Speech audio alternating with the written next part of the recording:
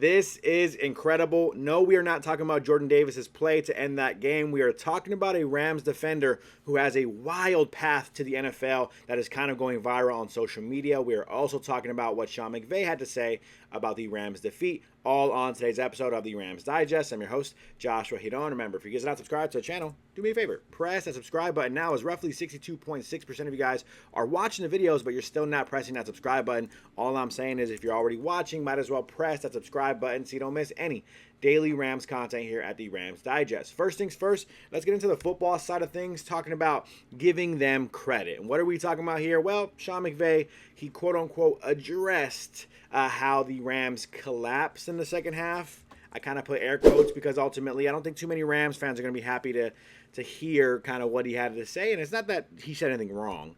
It's really just that Sean McVay can kind of have a lot of coach talk, and not in a bad way. He's a very well-spoken coach. Obviously, we know that. And so he does have kind of coach talk, coach speech when he comes down to losses and wins. Either way, he's very professional with how he speaks on the game of football. And he knows how to not necessarily be too upset after a loss, be too happy or high after a win. And so it's good. It's a good way of coaching. He's one of the best coaches in the NFL. We're not criticizing that, but it's not necessarily what Rams fans want to hear right now, right?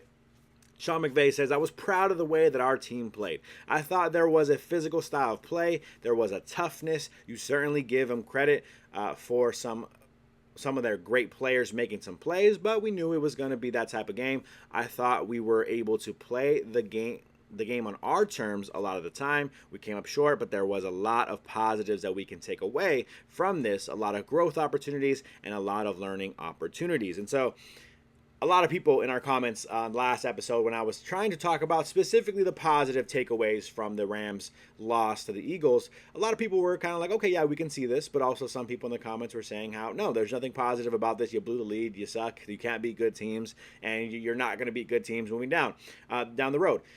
It's interesting, right, to have that kind of perspective. Of course, the Rams losing that game, blowing a lead versus the defending Super Bowl champions is not an ideal ending to that game, and I think it's very frustrating. It's why I agree with most Rams fans, like, hey, we don't really want to hear the positives about the takeaway from this loss right now because you lost. That's all that matters, right? That's all we take away at the end of the day as fans, and so very frustrating for sure. Sean McVay, I'm not mad at him for saying what he's having to say here, but ultimately it's kind of like, okay, cool, yeah, there was some positive things there, but maybe I want to hear some acknowledgement of the fact of, hey, we should have played better. We should have played better in the second half. Maybe he could have coached better in the second half, right? Maybe he could have called a couple timeouts, kind of have this team kind of settle down and realize, hey, this game is getting away from us quicker than I thought it would. Let's make sure we kind of lock in here and really just get ourselves hyped up and amped up to finish this game strong. And they ultimately did not do that, but just kind of, I don't know, maybe some type of acknowledgement of like, we should have played better in that second half. Yes, proud of the guys. They played good most of the game, but we really should have finished that. That was on us. Very disappointed in how we finished that game, and we should have played better. But also, the kicking game, obviously, the 2 block kicks, kind of something you don't really anticipate as a coach. All those things can kind of play a role and factor. And so he's probably like, we really won that game. It's just, what are you going to do when the 2 biggest, strongest, baddest defensive tackles are on the special teams unit, just kind of overpowering one side of the offensive line, and to block that kick, it's kind of just disappointing. And I think as a coach, you're probably like, man, we really did probably win that game. It just kind of didn't fall our way at the end there. So I understand Sean McVay being a little more positive, being a little bit, lighter in terms of, not freaking out about the skies falling after this loss. Let me know how you guys feel about it in the comment section down below.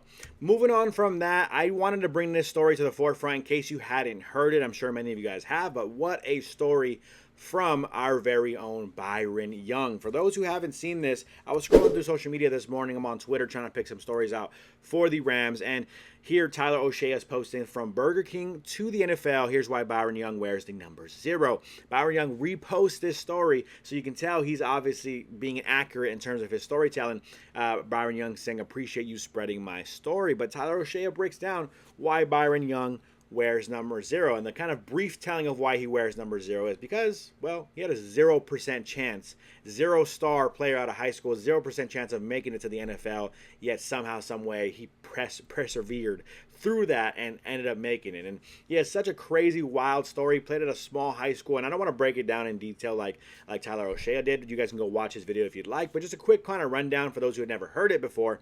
Byron Young goes out of high school, kind of self-proclaimed class clown, doesn't really take the grades seriously, so doesn't have the grades to go to a 4-year college, ends up going to some kind of preparatory school that is a little bit shady, doesn't really have the finances to support their football team. They end up just kicking out a bunch of their football players from the dorms, like no notice, kind of just kicked out. That's it. Get out of here. The program's shut down. There was lawsuits going on afterwards, but ultimately Byron Young and a lot of the players that he played with kind of left, just hanging to dry, right? So he ultimately goes and says, you know what, I'm going to go ahead and work at Burger King. Works at Burger King, makes some money. He's happy. He takes pride in his job.